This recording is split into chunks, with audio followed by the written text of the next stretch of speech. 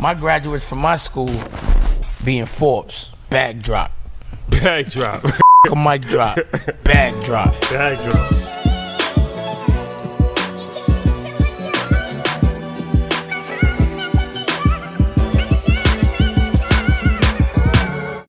All right, guys, welcome back. EYL, this is going to be an exciting episode. We enter in the world of golf for the first time ever. It's been a while since we have even touched a golf course. Not miniature golf, real golf. Real golf, the real thing, real team. So, Olajuwon Ajanaku. Said it correctly? Ajanaku, yes. Ajanaku. Boy, playing shiny. And Earl Cooper. So this is a very interesting story. Entrepreneurs, and they have a company called Eastside Golf where they make golf apparel. They both have roots in golf. Olajuwon was actually a professional golfer, and I just found out that Earl is one of the best golf coaches. That's a fact. In the nation. So this is an interesting story. How it came about was face-to-face, hand-to-hand combo.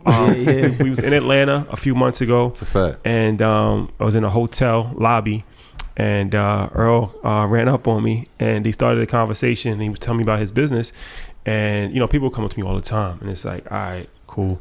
But this was something that really caught my attention because he showed me that they were actually having a collaboration with Jumpman Brand. Yeah. So they were taking like retro Jordans and turning them into golf shoes. Cleats, yeah.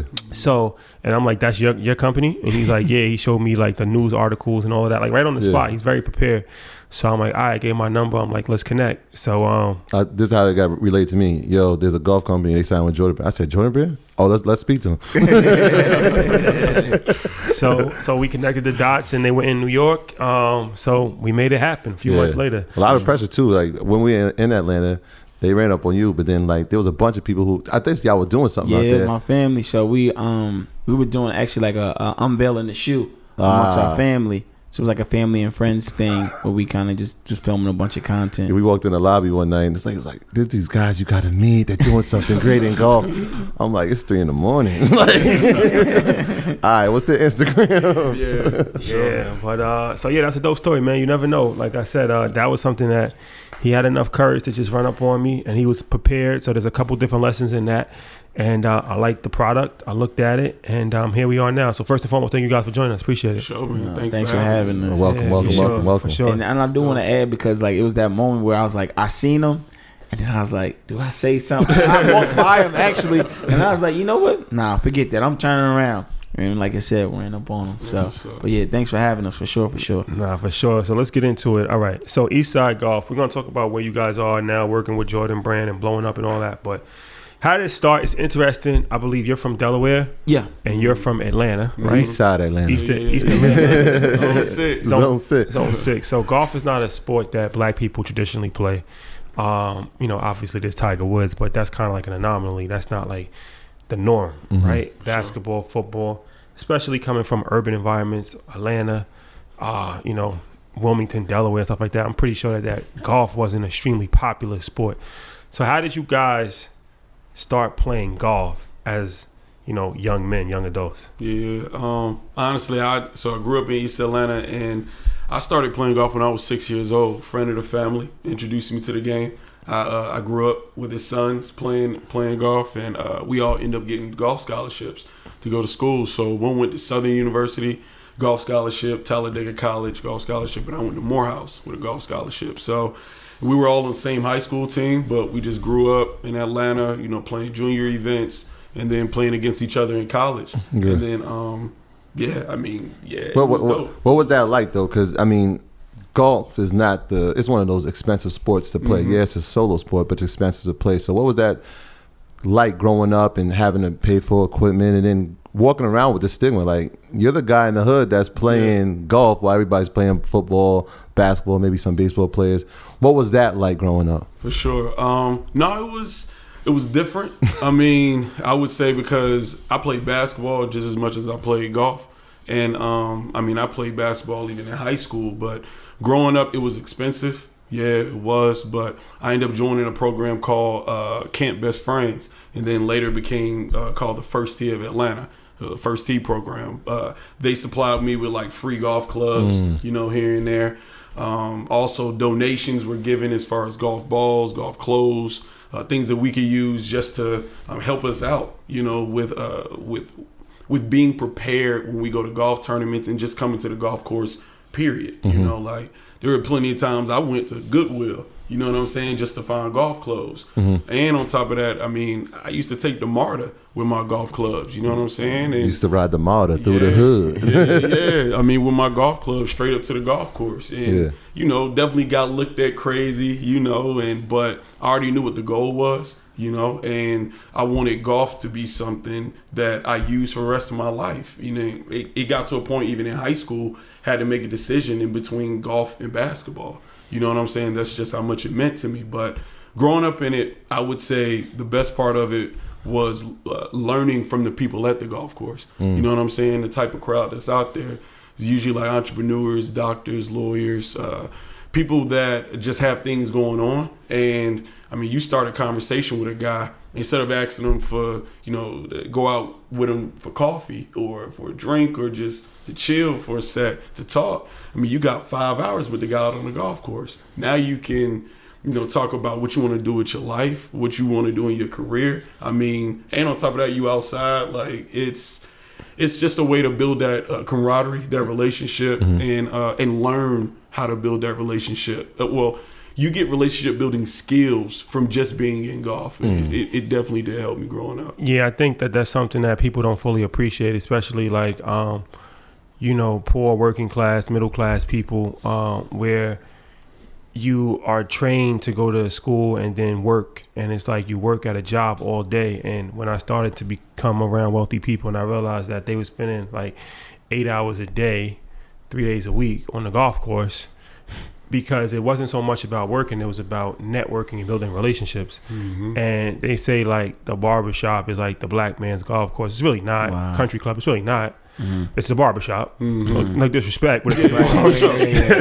It's a barbershop. But I get it. The conversations that's happening, because I don't think people understand, especially like, you go to a high-end golf course, you could be paying $120,000 a year for your annual membership. Membership fees, like $50,000 a year, $60,000 a year for your annual. So if you're paying $100,000 a year to use the golf course in New York 4 months out the year, 5 months out the year, you're obviously extremely wealthy, right? So now it's like, if you have 6 hours to just spend time with people, you're naturally going to build a relationship, right? So can you really break that down and really, because like I said, I don't think, if you haven't been in that world, it's hard for you to fully understand why people say that golfing is like the perfect networking tool and why a lot of deals are done on the golf course.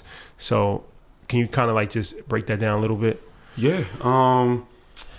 I would say, so just to go off of what you just said about $100,000 membership fee. Imagine the type of people that have that membership.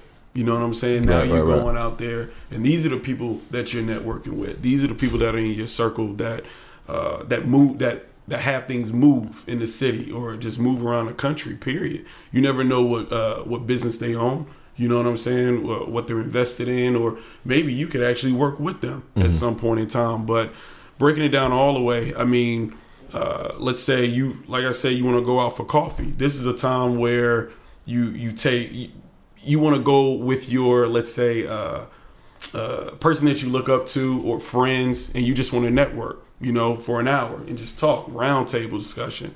Instead of doing that, if you pick up golf, now it's those people in those higher positions, they will take that 4 hours and go play golf with you instead of taking an hour out of their day and just going to get coffee. I mean, you're actually doing something that they want to do. And on top of that, golf relates to business a lot. I mean, when you really look at it, you have to be patient, hardworking. I would say perseverance, honesty, all of these things are in golf. But if you don't do these things in golf and you're playing golf with somebody that you want to do business with, and let's say you're not resembling those morals, those adjectives or whatever you want to call them about yourself, they're going to notice and not even want to do business with you. I mean, let's say you cheat or something while you're on the golf course. Take heed to that. They don't think you're going to do the same thing in business, So it's like just the same way a person plays golf. They might get really, really upset. You might not want that in your business. Same way they might look at you in business. Golf and business just go hand in hand. So I mean, that's just the way that I kind of look at it. If you, yeah. All right. So before we get into the company, Earl, how did you get your start in golf? Inner city youth golf program. My dad just seen a flyer, just signed me up. He just signed me and my sister up, and kind of, you know, similar to what y'all were hitting on early on, like just being out on the golf course, being the only one. You know, it was definitely like, I tell people all the time, like I was good at it, but it was still kind of one of those things like, where are all my friends? Like, where everybody? You know, when you're young, especially playing like sports, you're just really out there for the social aspect. Like, you don't think about making millions of dollars or whatever, what it can do for you, unlock the potential. But I ended up winning this tournament called the Golf Channel Drive, Chip, and Putt, which is like the equivalent of kick, putt, and pass, essentially. Oh, like the NFL there. Exactly. Yeah, okay. Yep. So I ended up winning that, and a free trip to Disney World. I was on TV, and I'll never forget, I was like 13, and I'm like, man, if every golf tournament is like this, I'm ready to practice. Because like before then, it was just like, you know, it was kind of just golf. Who wants to do that kind of thing? And then that's when I kind of just embraced it. And then from there, God was fortunate enough to get a scholarship to Morehouse College.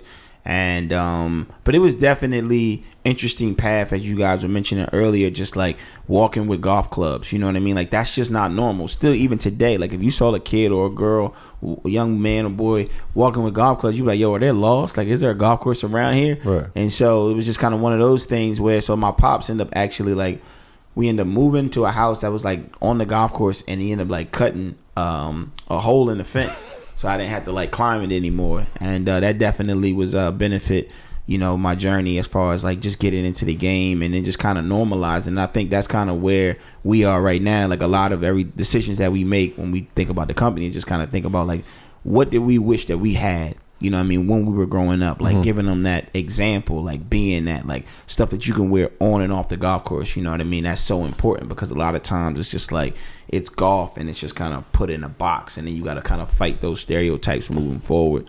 And then, like you said earlier, when it just comes to business, it's just one of those things where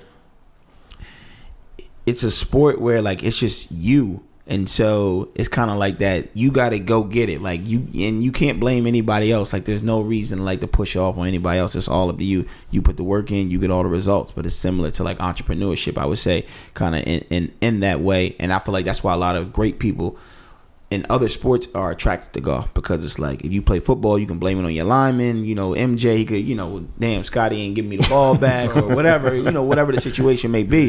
It's just kind of like all on you. And most people that, you know, if you've been playing team sports your whole life, you like the individualism, I guess, when it comes to golf. Now, you said something good about normalizing it. And Olajuwon, I'm coming to you because I read this story, man. I'd love for you to elaborate on it, where you talked about how instead of having basketball and gambling on dice, the guys are gambling on your putts. Yeah. Let's talk about that, man. In East Atlanta, first of all, where are we playing and how are we gambling on putts? Talk about that. Yeah. So I played at a couple of courses. One was called Sugar Creek Golf Course. It's off Boulder Crest Road. I'm not sure if you heard Gucci Mane yell out Boulder Crest, you know. But it's right off Boulder Crest. Another place that I played, Dr. J used to own it. It was called Heritage Links. And that was in Georgia as well. But there's a golf course in Kirkwood that we stayed in an Airbnb in Kirkwood, and it was on us that the neighborhood's getting real gentrified, and it was a really nice Airbnb. Lake. I forgot, but Probably was East Lake. It was like one block down on the same street. It was a golf course. Yeah, that's East Lake. Yeah, for sure. Yeah. But so usually how it went, I mean, you would end up playing 18 holes. You know what I'm saying? There's gambling involved, but the real gambling, I would say, in my younger days, came when you got to the clubhouse. So you get in the clubhouse, everybody drinking. They got a little cognac glass. You know what I'm saying? They put it down, and when they put it down, it's open on this side. So now you're putting into the glass. And let's say somebody comes out, throw 1,000 on the ground, be like, all right, it's 20 feet. What's up? You got 1,000 on it? You get 2 tries? You know, you missed. That's 1,000. You know what I'm saying? Yeah. But it got to a point I used to literally make my lunch money. You know what I'm saying? From these putts, they would, you know, we betting $2,000, we betting 500. Yeah. They give me half. You know what I'm saying? And these were the guys that I grew up around. I mean, you know, some of them weren't entrepreneurs. They were entrepreneurs in their own way. Yeah. And they was, you know, always took care of themselves and their family in their own way. Yeah. But when it came to golf, I mean, they enjoyed the sport. They saw where you can build camaraderie and you can build those relationships and it not be strenuous or feel some type of way while you're doing it. But while we was in there, everybody just betting. It's a full crowd, 30 people. You putting is 20 feet, putting inside the glass, you make it. I mean, sometimes a lot of times you hit the glass. I mean, that's it. It's almost been fist fights. You know what I'm saying? Because it hit the back of the glass and come out. You know what I'm saying? But damn near it's like dice. You know what I'm saying? You just got to be prepared for anything. And on top of that too, I mean, you better be practicing. That's a fact. You know what I'm saying? That's a fact. If you're not, you're gonna get got. So, how did you guys start this company? How does your love for golf and the sport turn to becoming entrepreneurs? Yo, make no mistake. I started out just like many of you, a 9-to-5 worker at the school right behind me. This is where it all started for me, but I learned skills over the years, and I want you to learn some too. I want you to learn how to become financially free. I want you to set a legacy for your family. I want you to build generational wealth. You can do all that and more. Check out InvestFest. Swipe up. Yeah, so I was living. So first off, I graduated from college. Me and went From to Morehouse. together. Yeah, both went to Morehouse. Yeah, we both went to Morehouse. Yeah. We won the national championship too, 2010. Don't let that go over your head. Yeah. Make sure we highlight that. What division? D2. D2? Yep. Okay. So graduated from college. My major was accounting, minor in finance. I did professional golf for 2 years and won a couple of mini tour events. So I got professional wins. And but I was hustling, you know what I'm saying? I was washing carts. I was doing little mini jobs in a bookstore, caddy and anything I could do. It got to the point I just could not afford it anymore. I mean, it cost maybe $100 to $150 a year just to support yourself to play golf. What are some of the costs? Let's see, entry fees in the tournaments, my caddy fee. Let's say I want to pay my coach, travel, airfare for you and your caddy, food. If something breaks, your car. Yeah. I mean, everything, your apartment, lease, everything. So that's interesting because I'm always wondered, but like, what does it cost to get into a tournament, like a PGA tournament? Is there a minimum that you have to put up, or does it just depend on the course itself? So, go ahead. Yeah, I was gonna say, so like for the PGA Tour, it's a little bit different. So there is an entry fee, but it's kind of small. But what he's talking about is like mini tours. Okay. So basically like a lower level, like a G League, like if you're trying to like overseas, kind of the equivalent overseas.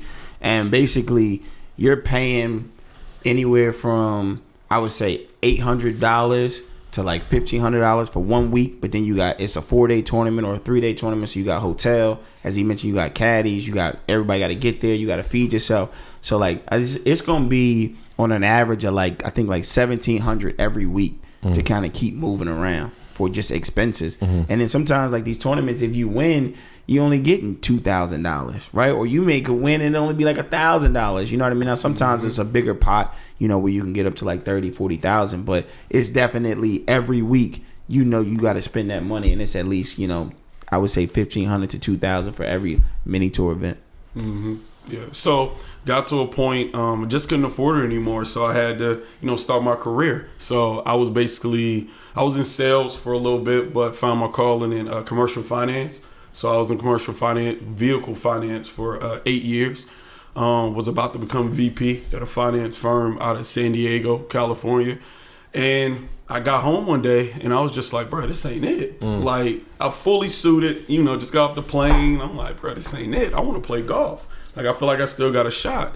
And so it was already hard to find sponsors. I already knew that. So I was just like, you know what? First things first, let's make a logo. Let me just make a logo. So the logo that you guys saw, jeans, sweatshirt, Cuban link chain, it was just supposed to be me. And I was just going to put it on my polo and put it on my bag.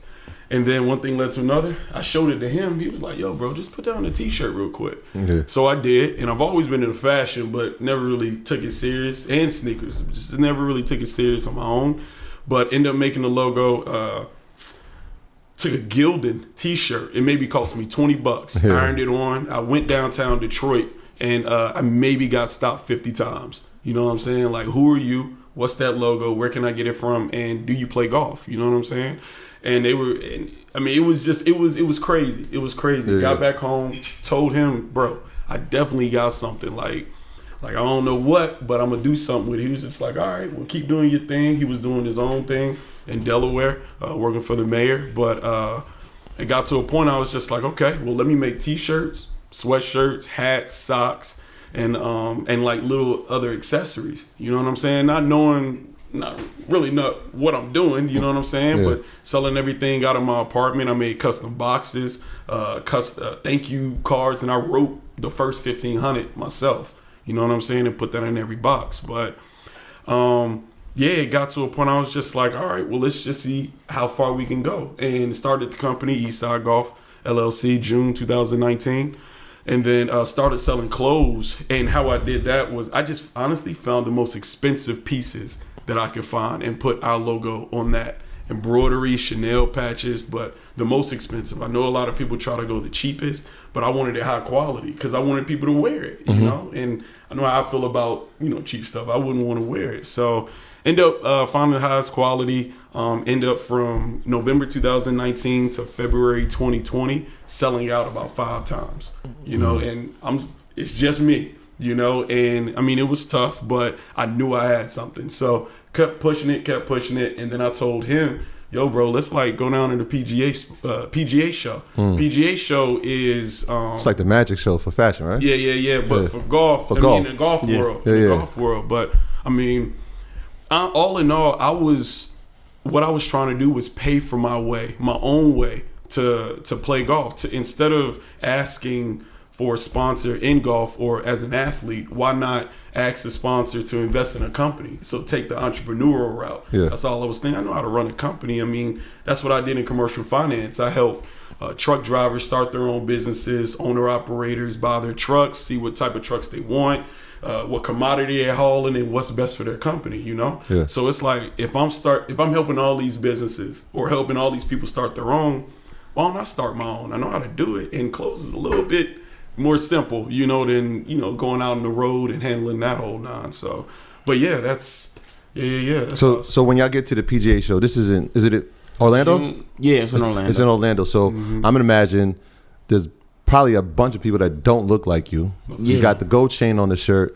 What's the feeling as you're walking through the sea of people? What's the reaction to you, and what are your thoughts as you're walking through this crowd? Yeah, so I mean, my career, I was deep in golf. So I was one of the first African American golf pros at Detroit Golf Club and at Wilmington Country Club. So like back home in Delaware, and in 2016, I was named one of the best young teachers in America, and I actually left and took a job in the mayor's office. So like around this time when he's telling me about this, in my head, I'm just like, I'm kind of over golf. Like, as far as like being boxed in, I'm like, man, they don't allow you to be creative. So I was kind of just, like he said, doing my own thing. But he was like, nah, we got to go to the PGA show. And I'm like, man, I don't feel like going. Like it's going to be a waste of time. And like when we got down there, I really got to experience the same thing that he got to experience in Detroit. Like you said, I mean, we're the minority there. It's, people from all over the world, but it's obviously majority white. And you're walking around at the PGA demo day and people are just stopping us. Honestly, it was almost like we were rock stars in a sense, because it was like, like he said, who are you? What's that logo? How do I get it? Like that's the constant reaction that white people? Yes. Yeah. Did you feel it was sincere or? Yeah, like I felt like it was one of those things where it was like, yo, finally. Like having worked inside of the business, like it's typically golf is white shoes, khaki pants, and a polo. Everybody looks the same. Everybody's carbon copy. Like that's all the options that you have. Like if you go into a golf shop now, it's all pretty much going to be the same. Like it's not even an option for you to like if you enjoy golf, they don't give you an option to even be creative, if that makes sense, right? Yeah. And so I think changing the color of your shirt is like the biggest you can do. Right, exactly. Everything is still exactly the same. And so like walking around and having like been in the business, it was just like for me, because I've been to the PGA show countless times. Like I said, I was kind of just over it and had experienced it all, but this was like, damn, this is different. And so we end up like networking, getting a bunch of business cards. And, like he said, the game of golf, you learn how to network, and got a bunch of cards and literally just followed up with everybody. Sent them all emails. Yeah. We get an email back from a brand in Japan or a boutique in Japan called Clubhouse Supply. And they're in Osaka, Japan. And they like, yo, we'll take a chance on you. We'll take 35 sweatshirts. We sent them 35 sweatshirts. once they get them, they sell out in 24 hours. In Japan? In Japan. And Osaka, they were the first company to take a chance on us. Yeah. Then they like, yo, they call us like, man, we ain't never seen nothing sell this fast. Yo, here's a $10,000 PO. How quickly can you get them to us? But then you got to understand now, this is like May of 2020. So it's like pandemic. Like it's here.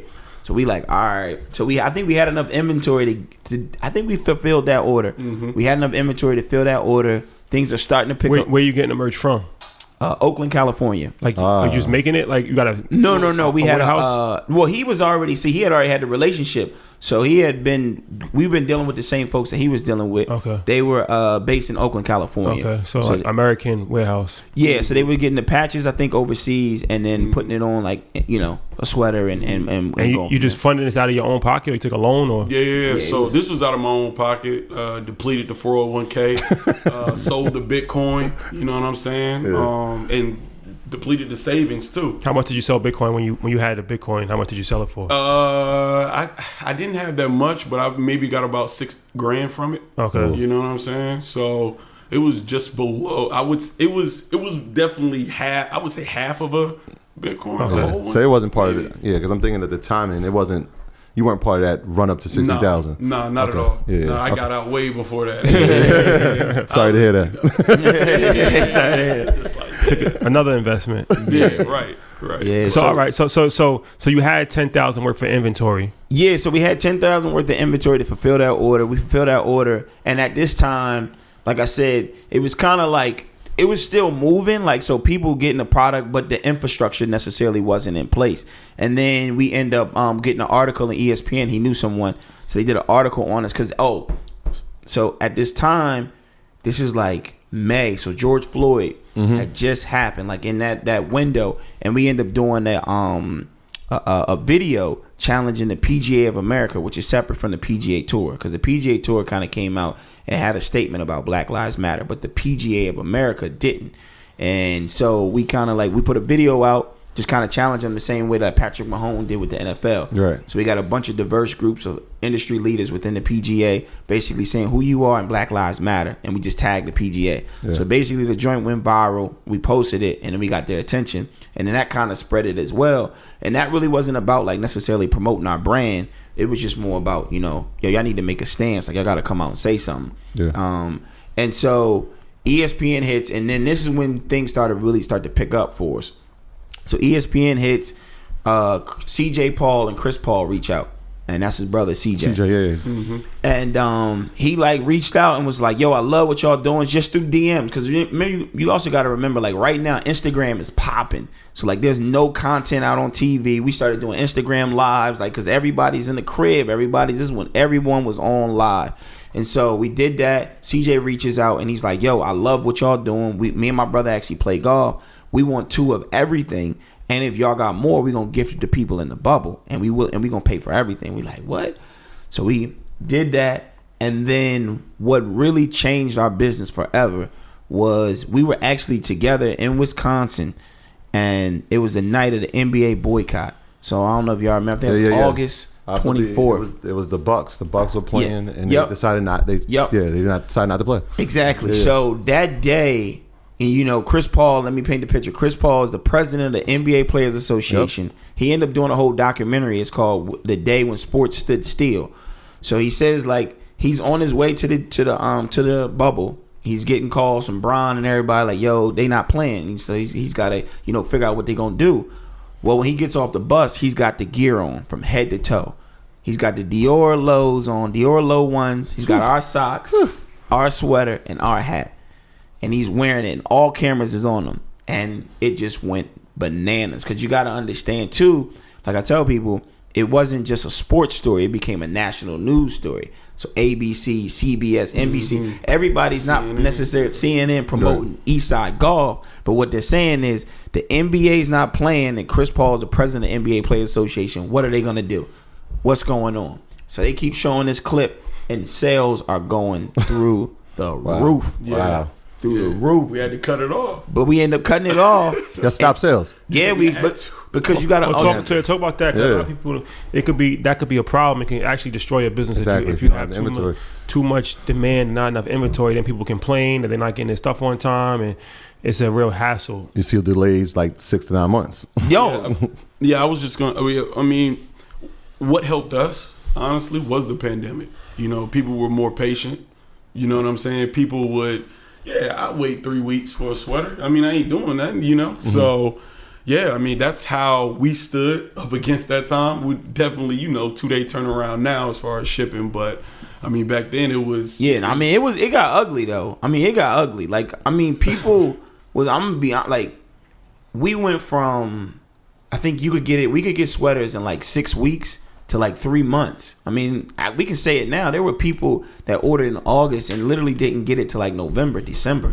Like he said, people were patient. So like, it was one of those things where what do we do? So everything is on fire after that moment.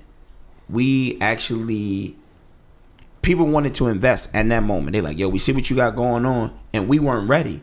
So like one of the things that we learned was we was like, all right, I'll never forget in September. We like, yo, we're literally going to put sold out on everything.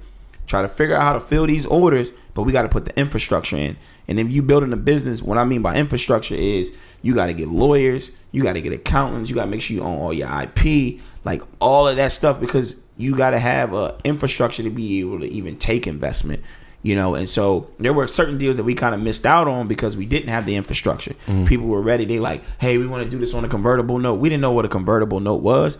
And then we had like bad deals that we were able to kind of get out of where people said they were going to do certain things and they didn't do it. So like investment decks, because we didn't know what we were doing in a sense, but we just took that time to literally, I would say from September to January, all we did was just put in infrastructure, figure out fulfillment, figure out customer service, figure out who we want to invest, who we want to hire. Yeah. And then we kind of cut it back on, I would say like in February, we had an article in GQ and then we did like, we did like 50,000 in one day. So we was like, damn, okay, it's a business now. We were able to get all the orders out and we were able to kind of flip it back on. But I would say like just anybody that wants to build a business, like to his point, we were lucky enough because we built it during the pandemic and people were patient, but you gotta have the infrastructure. And you're not gonna be able to build, you need lawyers and you need accountants. Like that's where it starts if you want to build a real business and take investment in, because people looking at you and they're gonna be like, well,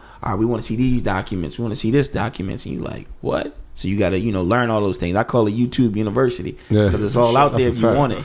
We call it EYL University. Yeah, for sure. But bigger than that. So when you put the business on freeze, how are we gaining income? Or did we say, you know what, we're going to use our finance background and say, all right, we're going to stack some paper so that we can sustain this? Are we doing other things? Because I know you were at a bank for a certain point during this time. Yeah. What are we doing while we putting the company on freeze? Honestly, I mean, he wasn't getting paid. Yeah. You know what I'm saying? I didn't get paid for a whole year. I was working for a whole year. Sweat equity. Sweat equity. I love it. Yeah. And he owns part of the business now. You know what I'm saying? So it was, I was the one, using the bread to pay for my rent, pay for my food, anything that I needed, but then also anything that he needed if he he just hit me and we get it. We get it. But, it was tough. I was borrowing money from here, trying to get money from here, and it was a bunch of no's, but, just keep going, using it.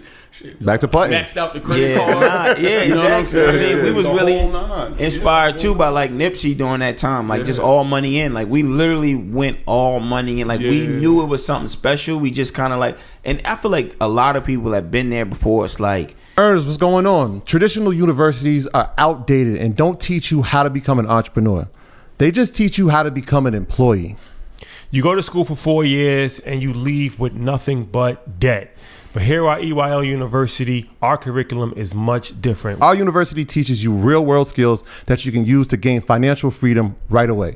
In traditional universities, you learn from professors that have never did what they teach, and they teach you how to become an employee. At our university, we use instructors that are currently successful in a specific field that they teach, and they teach you how to become an entrepreneur. For a limited time only, you can join EYL University for 25% off of the annual membership. Learn about stocks, credit, real estate, crypto, and more. Go to EYLUniversity.com right now and sign up to become an earner. Don't wait. Don't hesitate. Head over there now. You got something. It's coming. It's almost like you waiting on a big check. And it's just like, how do you just limit that debt before you get the big check? Because a lot of times you your debt so high, by the time you get the big check, you back at zero. Yeah. So it was just one of those things where what we did was we knew that didn't want to give up a bunch of equity. So it was just like we just kept figuring out ways to reach in our own pocket. Like he said, didn't take anything from the business because it was more important about the business standing up once you got the infrastructure in place. And that's why when we actually cut it on, it was like, okay, it was worth the sacrifice now. Like, okay, boom, we can run now. Let's go. And we weren't we weren't paying any money on marketing. I mean, we still haven't paid any money on marketing. It's all been me being on the phone, just finding things that match in between what we talk about, things to talk about on the golf course, things that y'all talk about. I mean, I put y'all on there a couple of times just from a standpoint of these are the things that we talk about on the golf course. You know what I'm saying? These are the things that we have in common with, I mean, we're regular folk just like everybody else that don't play. That's why you should come out here and just try it. You know, spread your network, you know what I'm saying? And it grew from there, just us being in tune with our customers. You just through Instagram, and that's how we grew it and kept their attention. You spoke about convertible note. You didn't know what that was. What do you know what it? Yeah, I know what it is now. Yeah, no, 100%. That was part of the learning process. Yeah. Now, I mean, we're raising money right now, so we went out and raised some capital. We raised it on a safe note. You know, Y Combinator essentially. Can you explain what a convertible note is for people? Yeah, so for a convertible note is essentially you will receive cash right now based on what you think. Well, basically, you receive cash, and the note will mature into equity. Essentially, that's the simple term of it. So you give me $100,000 right now, and you essentially it's just a note. So you don't own any equity, and then you could say in 12 months that $100,000 will then convert into equity. So at that 12-month period, if our business is valued at $1 million, that $100,000 is worth 10% of our company. So it converts. Now, the good thing about a convertible note, you could also say, hey, you know what? Let's say the company's valued at $2 million. I could just pay you back on your note and give you interest, so you don't have to receive equity. But yeah, that's a convertible and then you note. said the investment deck. So that's like the deck that you put together for investors. Yes, right? Yeah. And that has like all of the projected revenue in it and stuff like that. Yeah, so we had projected revenue, and we didn't even necessarily do that. What we did was we did it basically. We simplified it because we did it on a safe note. And if anybody, I would definitely tell them go look into what a safe note, Y Combinator. It really makes it simple for any like founders that are out there to kind of control your equity of your business. And we made it really simple. And then what we did was we put our strategy in there essentially on what we were going to do with the money in the third and fourth quarter. So we raised money basically in the first and second quarter of the year. Really, second quarter is when we really focused on raising money and capital, family and friends round, not a Series A. And then we essentially said when that note matures, you know. How did you figure out how much equity you were willing to give up? Is that something you two sat down and said, all right, well, we're comfortable at this number? Yeah, it was more of a where do you think we could thrive at? You know, if we give, I mean, let's say just for example, 100%. Let's say we're trying to give away 20% of our business. I mean, we got to a point we were just like, I mean, is 20% too much? Because how much control do we want them to have? You know, how much visibility or what is it that they want from this? You know what I'm saying? Like. And how much of a stronghold and in the contract if that percentage is high enough, I mean, what they can actually do to our company, you know, what they can control and what they can say on what we do. So, but and I'll also say too, like just going through the process, you got to keep your business attractive. So like and we had like a lot of basically BCs and sharks come at us early, right? And so everyone's going to say, I only want to invest in your business unless I can have basically a strong percentage because I want to be invested in it. But then it's like, no, because if you do it too early, you don't necessarily even give room for VCs later with the big money. So early on, you really want to keep it as low as possible, and you got to be very strategic with who you invest with, and that's what we did. So like we went and necessarily got, I would say like a quiet investor, someone that really knows to invest, like not someone that's like, all right, if I give you $100,000, I'm gonna need it back in 6 months, or I'm gonna need it back in a year. No, it's an investment. Let this investment mature over time. So that was one of the things that I think we did, and then being strategic. So like if we had one person in this area, if we had a lawyer to invest, i.e. an example, like we didn't need to go get another lawyer to invest. Let's go get an accountant to invest. Let's go get another, just different fields, because now you can leverage them as well because they're invested in your business. So we kind of diversified, I would say, our investor. And then we also were just really conscious of like, and I'll say this, like one of the deals that we did, we were able to get out like 2 deals basically to get us where we are today. And one of them was, I would feel like, they didn't understand what we were trying to do. It was kind of like a lack of knowledge. So we basically was like, yo, come down on equity so we can make somebody else fit so that the business is still attractive in the future. And they're like, huh, what? You want to come down? I was like, no, we got to do this because if we give up kind of what he was saying, the lion's share of our business too early, it leaves no room later on. And so we were able to honestly get out of that deal. But we were able, I would say one of the best deals we did was we partnered up with our manufacturing partner right now and get terms. Because everyone says cash flow, cash flow, cash flow. But I truly understand what cash flow means. Because you lock up your cash if you got bad terms. And an example would be when we first started the business, we were paying 50% on an order up front. And then it takes, 90 days for it to get produced? And then you got to sell it. So you really only you got 120 days. Let's say you put up $100,000 on inventory. You got 120 days without, and it's still locked up. And you still got bills every month. But now we were able to get to the point where we got better terms. So now we could place an order, 90 days to produce it. Once we receive it, we got a net 30. So now you got that cash. Talk about net 30. Net 30. We just had a conversation about net 30. Talk about net 30. People hear net 30, net 40, net 50, net 60. They don't know what that is. Yeah, that was something we learned very, very early. Nah, net 30 is basically it's when you have, it's the person is saying from this day you have 30 days to pay me or 45 days to pay me, but you get to receive the services on the front end. Yeah. So that was the thing. Like you get the goods on the front end, where before we was paying we had to put 50% up front. And this is why people say credit is so important, because you can't get these type of deals unless you have good credit. And so we were paying 50% up front and 50% on arrival. And then it was just all on us. Where now we can place an order, no money up, receive it, no money up. And then once we start, in a sense, getting money with that net 30, then you can pay them back. Yeah, that's something that, all of this stuff is stuff that we learn on the fly. Or at least we did learn on the fly. Yeah. And it's like learning the language is extremely important.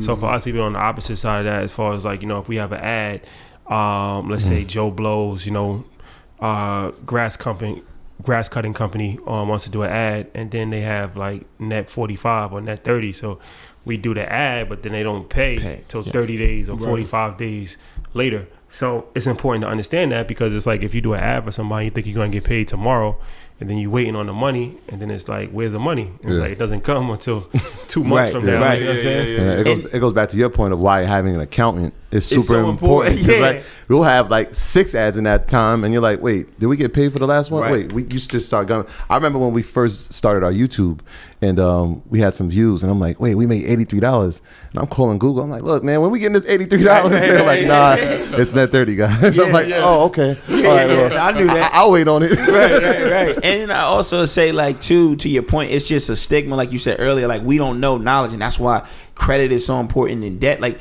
it's okay to use good business credit, and so you don't tie up your cash. You know what I mean? You just got to be smart about it to know. But like, that's what I was saying earlier, where like you give up so much when you finally do get the income, you don't have nothing left, because you had all these bad terms where like literally, okay, yeah, you did 50,000, but you still owe 80 and you behind, and now they charge you interest and all of that. So all of that stuff is very, very important. Like you said, man, we learned it on the fly. Like, you just gotta, what was that book? My man from Lightship Capital. It was called Venture something. I wish I knew the title of it, but it was what you're talking about. It was a really good book, and it really, really broke down like how venture capitalists think and what are some of the most important things that you need to do to kind of get to where we are today. Because it was definitely learning. Like, we definitely learned. Got a lot of good people getting the right help around you, just like anything else. And now, we're rocking and rolling. We got our COO. Definitely need somebody that like knows the business. That was one of the important things. And then start putting people in position. So he has a role in the company. I have a role in the company. Our COO has a role in the company. Like, everybody kind of like playing their role. Everybody still does everything, but it's still kind of like you want to work towards truly like putting, you know, people in the right position to be successful. Very important. Okay, so how did this deal with Jordan come about? So I mean, from all the marketing that we did, there came a point where actually CJ Paul reached out to us. In my mind, I'm thinking like CJ Paul. I know there was a CC Bathy connection. Yeah. Like, Jordan Brand. These are Jordan Brand athletes. all around us. Yeah. Go ahead. But yeah, so CJ, he definitely asked to buy 2 of everything, like Earl said, you know, and then more to give to people in the bubble. But So we two of everything exactly. You have the polo shirts, obviously. What exactly are they asking for 2 of everything? Like what's This your time it was at that time it was t-shirts, sweatshirts, hats, socks, and like some magnet lapels that we had. Yeah, so it's like 4 items. It wasn't nothing too crazy. Okay. We didn't even have polos, and that's the other thing I want to say too. Just to chime in is like we started a golf brand and we didn't even have polos, right? It was just the logo, and then like I got to give a lot of credit because he don't rush. Like he said, he want quality on everything. Yeah. So it's like doing it the right way. He could have easily rushed and be like, oh, we a golf brand. Let's just slap some polos together. It was like, nah, I want them polos to be right. Yeah. And you're the actual logo, right? Mm-hmm. Okay. Yeah, so I'm on the shoe, man. That shit's crazy. But yeah, man. So going from there, well, where did I stop? Nah, just the whole like CJ, like Gentry and Yeah. So CJ came on and he was just like, yeah, I definitely want to introduce you guys to Gentry Humphrey. He's a VP over at Nike, I guess. Well, not I guess, the god of footwear, of bringing sneakers back in Nike. That's what they know him for. But we went out to go play golf with him. First, we got on the phone with him, and he liked this enough to where he got us on the phone with MJ. And so we had Michael Jordan? Wait, what? Excuse me? Like, can we not just breeze over that? You got on the phone with Michael Jeffrey? Yeah, he skipped a little bit. Let me tell you. Nah. Earl, please. Don't breeze over the Michael Jordan part. No, we're not going to. I come back. Yeah. So we end up. So what happened? So this is like August of 2020. We talked to G. G's like, yo, I love what y'all doing. And this time, he knew MJ was real big into golf. Everybody know, well, not everybody, but after the documentary, everybody saw it. So he flips it over to MJ like, yo, just take a look at Michael Jordan. Michael Jordan. Michael Jeffrey. Michael Jeffrey Jordan. Yes, sir. Just our deck, though. I'm about to do the J. Cole. Michael. Jeffrey. Jordan. Yes. So he flips the deck over to him. He sees it, and he's like, yo, I love it. Like, just an email. We haven't spoken to him or nothing like that. It's just kind of just like, you know, somebody's like, we come to something, you like, I know MV, I'm gonna see what he think. Like, I can't just walk you in the room just yet. Like, but let me test the waters. If he bites, then we'll take it from there. So that's what happened. And then, like he said, the moment came, because then things kind of started rolling. And we still, like he said, we marketing, we still doing our thing. And then we end up, so it was funny because he's like, all right, yo, y'all ready? And we like, what you mean? He's like, Mike want to, you know, y'all ready to talk to Mike? Like, y'all gonna talk directly to him and kind of pitch it, like, because he need to hear it from y'all, like y'all passion, the real story. So we like, yeah, we ready. And it was funny, I always joke with people because I'm like, this is the first Zoom call where like literally they was like, yo, y'all need to be on there early. Y'all got 30 minutes. Like, and it said, don't get starstruck. Don't be like, he gonna come on. Y'all gotta be ready, because there was other stuff that he had to do too. So it wasn't just like our meeting. It was just like, we found some time. He gonna take out time out of his schedule and pitch it to him. And we got on there. We pitched it to him. And I'll never forget, like, we did our whole spiel. He was like, all right, those are 2 great stories. We tell the best stories. Did we sign them yet? And they were like on the phone, like, yeah, we on it, like, yeah, you know. So it was like MJ believed, like he immediately got in. One of the things too, like, he loved golf. I don't know if people know, like, at one point Michael Jordan literally got kicked off a golf course for wearing cargo shorts, like, in modern time, like, not low before he won championships. No, like, this happened I think in Miami in like 06. Don't quote me on the date, but literally it was definitely in the 2000s. Michael Jordan got kicked off a golf course and got basically said, you can't come back here, because he had on cargo shorts. So, like, I feel like that was another reason too why he created his own golf course, and he understood, like, what y'all trying to break and do. And like, and you know, it was just like, he's like, yo, like, I get it. I get it. And from that He has a moment, golf course yeah, he has his own golf course. Grove 23 down in Hope Sound, Florida. in Florida. Yep. Y'all frequent there? Yeah, we've been out there a few times. Right next to Jupiter, Florida. I mean, it's not too far from where like Tiger Woods live, and you already know. So how many have y'all had like? How many times have y'all communicated with him? I mean, we've talked to him by like 3 times. Talked to him a couple times without me just being around. So how's that? How is he? Is he? Because everybody always know he's the most competitive person in the world, and he's real hard to on his teammates in that documentary, something like that. So not a lot of people will have access to him. Like he's real. Like he seems like an introvert. Also, like he's not really like he's Jay-Z. It's not you can't just. Not a lot of people speaking to Michael Jordan. So how is it? How is he? Yeah, I would say the first time we met him, it was with G. We were out at the golf course. We finished up on the 18th hole. And G says, yeah, man, these are my guys. And, this Olajuwon, he could really play. First thing he asked me, well, what'd you shoot? I'm like, man, I shot like 70s. Man, he like, man, get out of here, man. He's definitely really competitive. 70 is a professional number. Yeah. For those not in the know. Yeah. But really competitive, nice guy. We didn't even talk about basketball, but that was just the first time that we met. Yeah, so the first time, and then like it was kind of just real casual, breeze by, kind of like a thing, like like he acknowledged, like he definitely spoke, but it was kind of like, all right, moving on. But then I would say like one of the times we get up there, probably like the third time, we out there with CC Sabathian, who loves golf. Like CC, he retired, he playing golf every day. And so CC, we go down there to the golf course, the Grove 23. We go play 9 holes. I'm like, all right, I'm about to run back in or whatever. So I go back in to the golf shop, and I'll never forget this moment for the rest of my life. So I walk in the joint, and he's sitting down, and he looks at me, and he's like, my boy. I'm thinking somebody behind me. I'm like, there's no way Michael Jordan knows who I am. And then he kind of gave me that nod, like, I'm talking to you. Like, I'm talking to you. Like, what's up? Yeah. So I'm like, oh, shit, Mike. So I walk over there. And, I'm talking to him. He just like, I don't even really remember the depth. Like, he said, what's going on? Like, where's Olajuwon at? I'm like, oh, he outside, like, with CC. Like, they on the tee or whatever. And then somebody next to him, he knew him or whatever. He like, so this dude named Jesse. So Jesse like, Olajuwon outside? So he didn't get up, go talk to So then somebody else at the table like, oh man, look what you got on the feet. So I had on like the US Open Jordan 4s.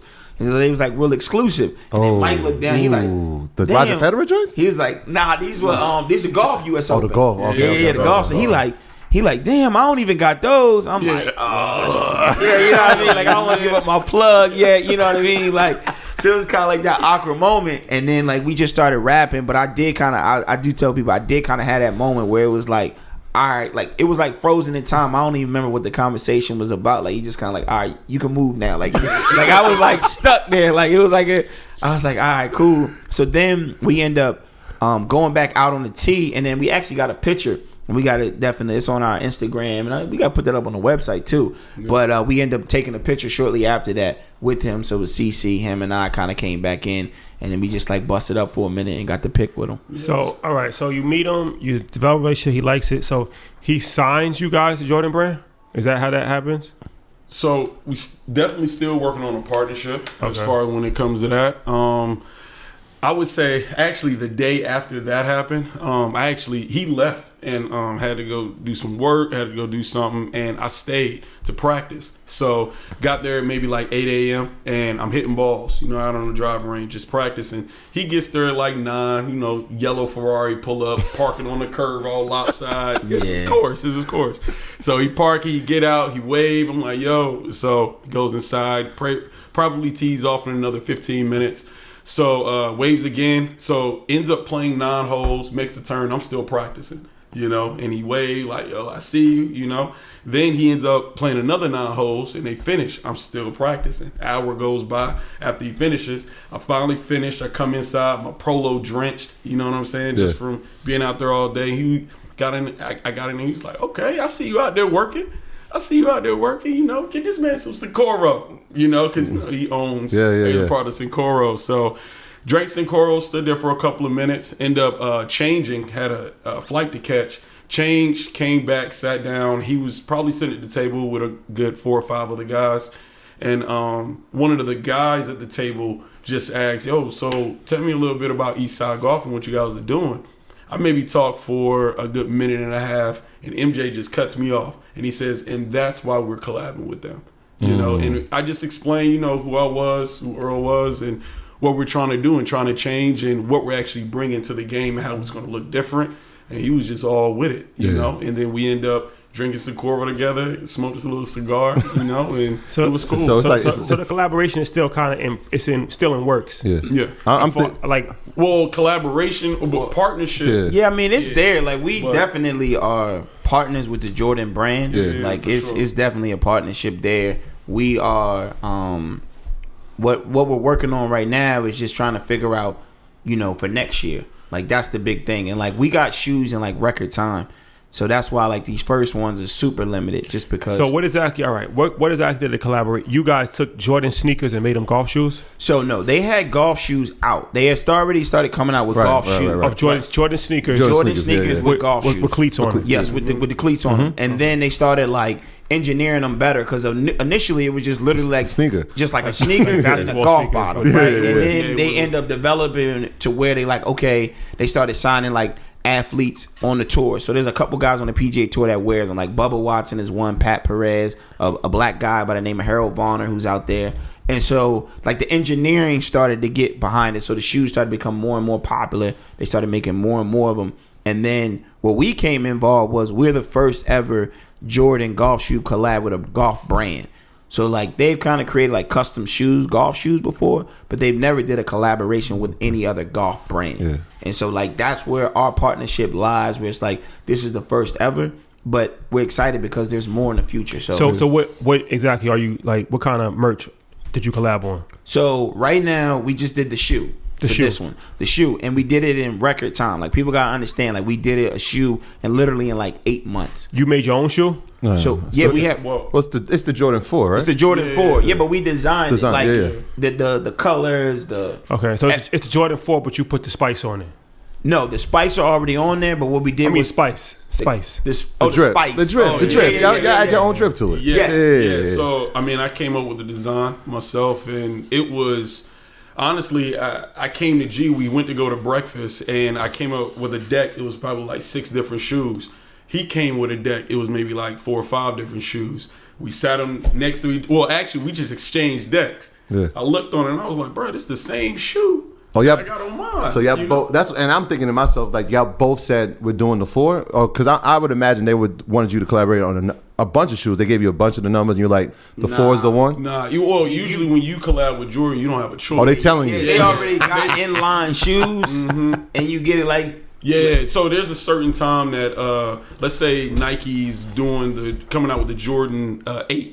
At this time, so during June through October, and we coming out with a collab through June through October. So we're gonna be getting the 8. Yeah. You know? So it just depends on you don't get the coming out. So don't get the pick. It makes sense now. So now the Union 4. Yeah, it's the year of the 4. It's the year of the 4. So the Union 4 it goes up there. If Don C wanted to collaborate, he would have a 4. And you have a 4. Yeah, and like even Don C said it, like you take what they give you, like quote unquote. He didn't necessarily want the 2. He killed the 2 on his design. Like still one of the best 2s out there.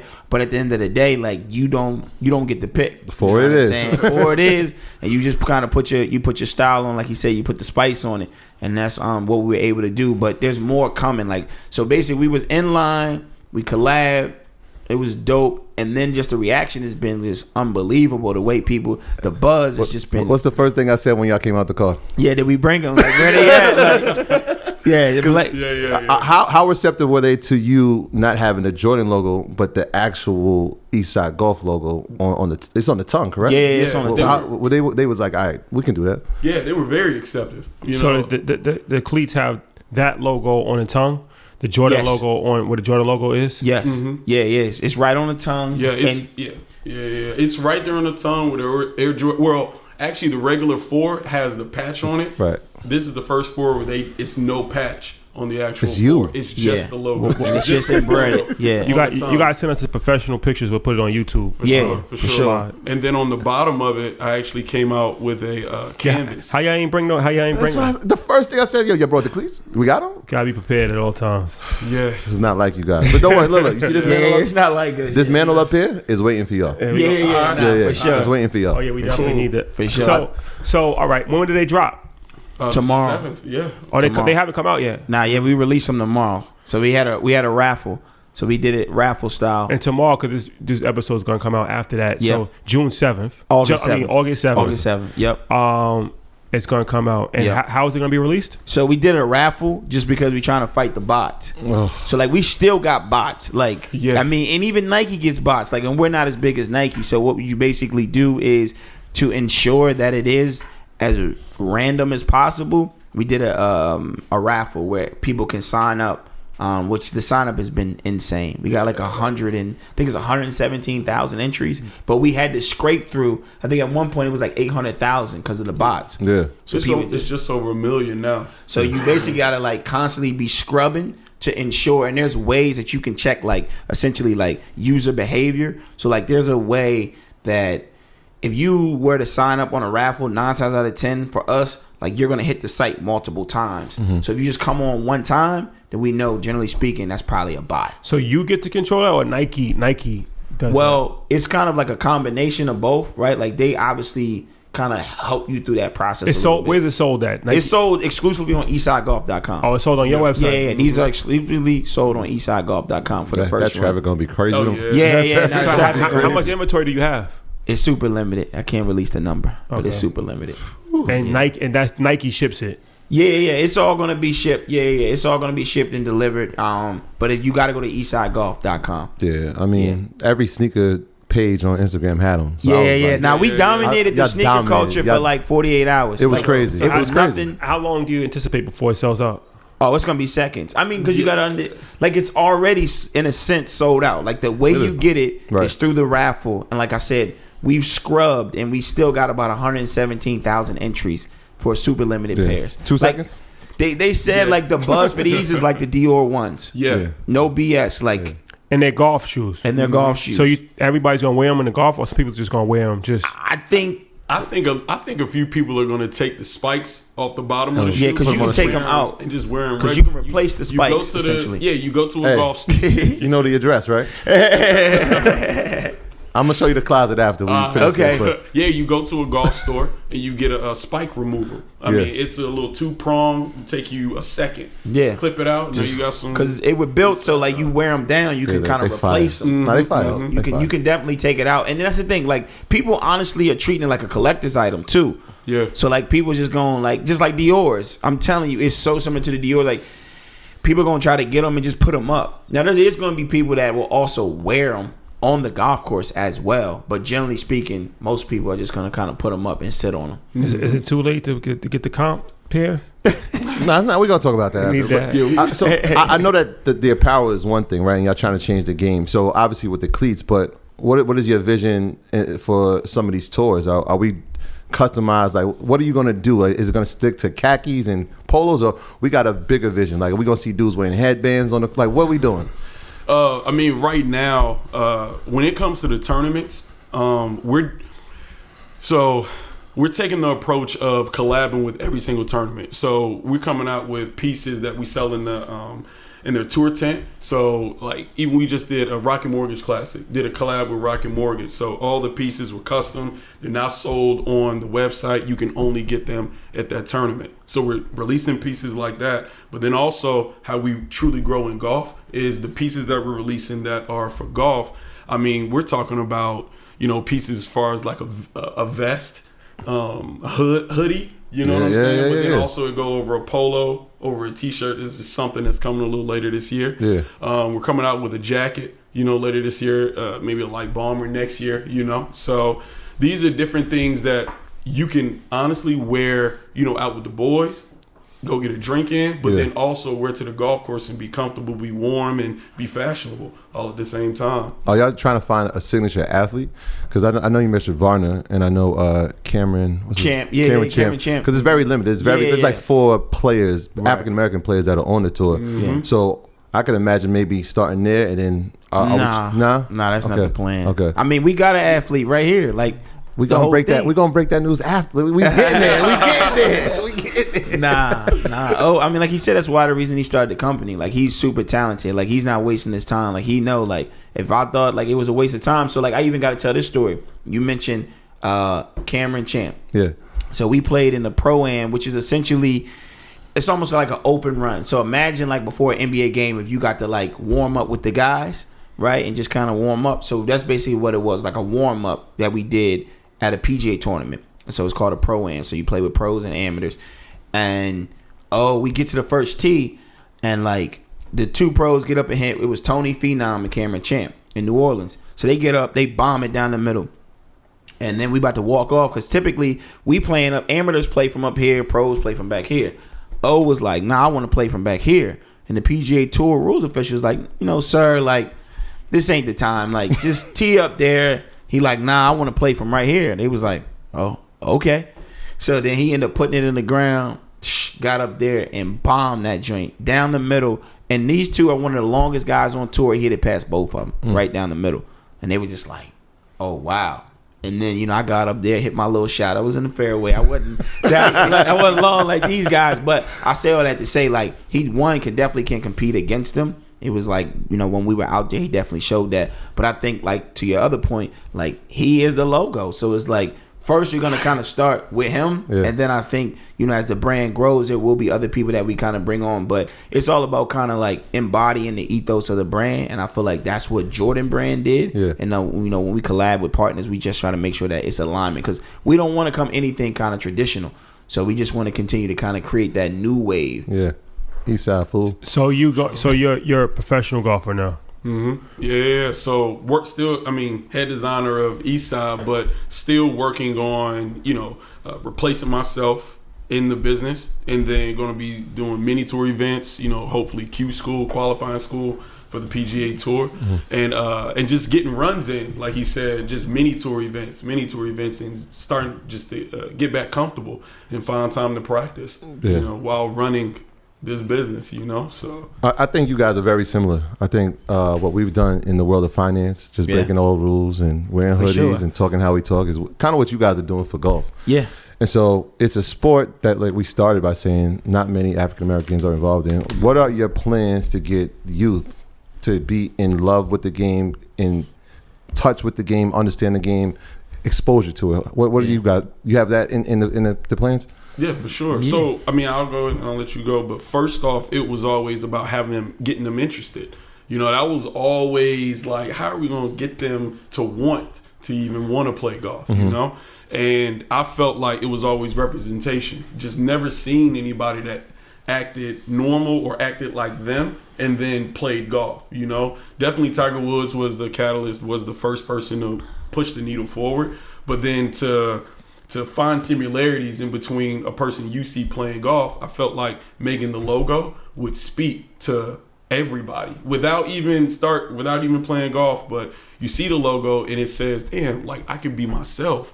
It don't matter if I got a Cuban link chain on and swinging as hard as I can, the chain going this way, club going this way, I could still play golf and have a good time and be fashionable just like the logo. So first you get their attention, which we did.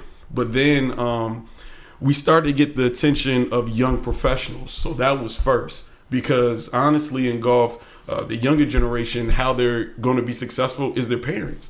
They're going to be the people that take them to the golf course, pay for the clubs, pay for the lessons and all those things. So we got the young professionals' attention, and then we show the positives and things that they can get from it. So now they're teaching their kids, the positives and how to network and how to even play golf, because you can get a golf scholarship, or just you can learn the networking tools that you need in life just from playing golf. So, but yeah, no, he's 100% right. Like the dividends, it pays dividends much earlier and sooner. if you go after young professionals. So like you guys are prime example, and I'm sure a lot of your listeners are prime examples. If they picked up a golf club today and really took the time and invest in it, they will see a return on that, I would say probably in 12 to 18 months. The networking, the opportunities, the travel, whether it could just be something relaxing or it could be opportunities for their business. Rather than if you have a child at 12 or 13, there's nothing wrong with it, but the return is going to be a little bit longer. It's going to be, you know, they got to wait till they get to college and things of that nature. So our whole thing, kind of just reiterating his point, is just like, if you grow up seeing it, it's like, oh, like your kids, I don't know if you guys have kids or not, but it's like, if you started and you coming home with the golf clubs and they seeing, they like, damn, Dad, he like, yeah, I got this deal on the golf course. They just start seeing it now. You can kind of talk to them about, okay, how this thing really works. And then they start seeing the value in it, because that's the biggest thing. And you kind of touched on it very early on, where it was like, we hear about it, but we don't see it. So now you get someone that can actually, like, in your household, you seeing them actually on the golf course and what opportunities are coming about, you're like, okay, it is real. It is doable, because that's the thing. You just got to make it real and tangible. So to his point, I just think like we are focused on the younger generation for sure, but like I feel like we naturally do that and they want to kind of play golf. But like I would say our immediate focus is young professionals, investing in them, because if we do that, then they'll start having kids and training up their kids where it'll just be normal, because it's just like, I don't know, my dad just was always playing golf. I didn't know that was not anything. It's just like when you grow up in a house, you don't know. Like you grow up wherever in the projects, you just like, I didn't know it was something different. I didn't know this world was bad. This was just my world. This was just my universe. So it's like, how do we normalize golf? How do we normalize stocks, assets, all of those things for the next generation, and they can actually see the results of it? And honestly, we're breaking the company into 3 branches.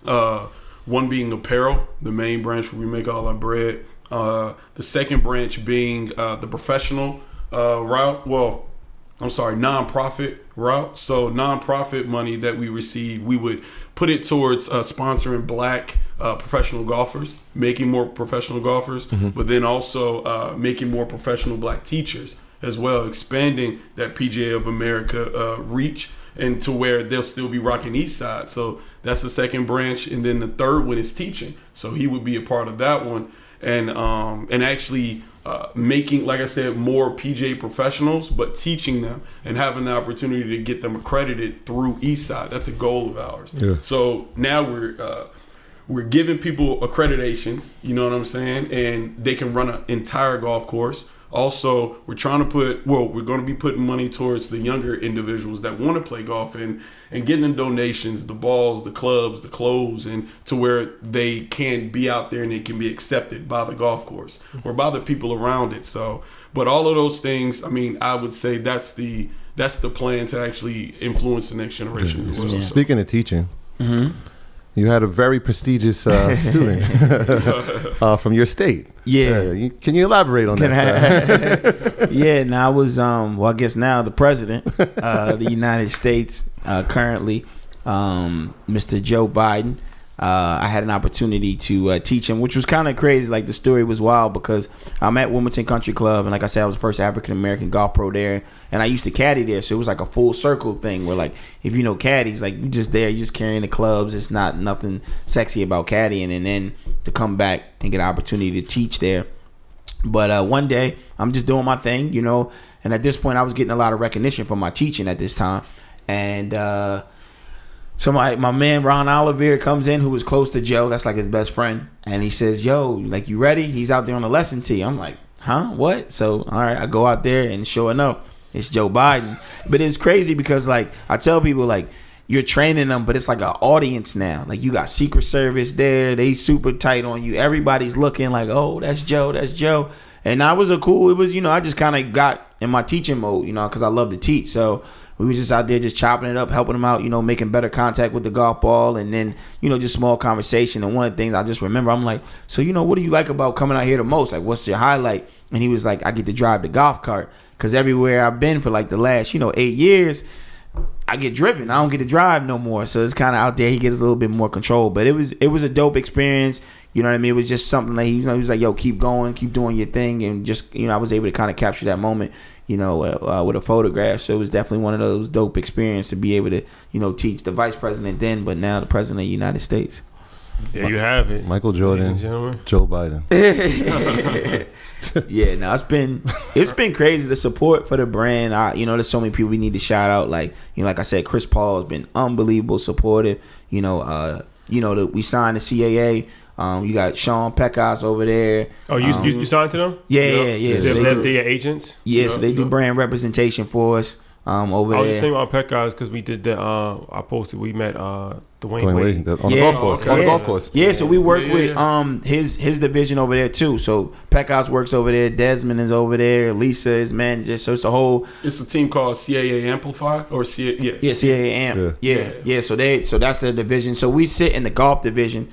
So we got two folks over there. One by the name of Annette Parker. She's been excellent, and Sam Sternberg.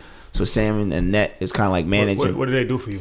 So they bring in brand partnerships. So basically, like, we get opportunities. So we signed, we can tell them BMW. Yeah, BMW. So we got a 2-year deal with BMW Championship that we did. We also have a deal with, you guys are like this one, Coinbase. As well. Wow. So just imagine, you know what I'm saying? That was the whole thing, taking financial literacy and making it cool.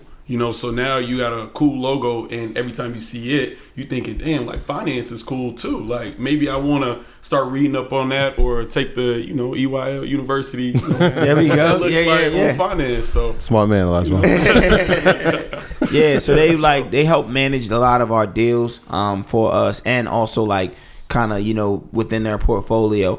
They gives us opportunity and exposure because they're connected to so many different athletes, like for the whole seeding opportunity.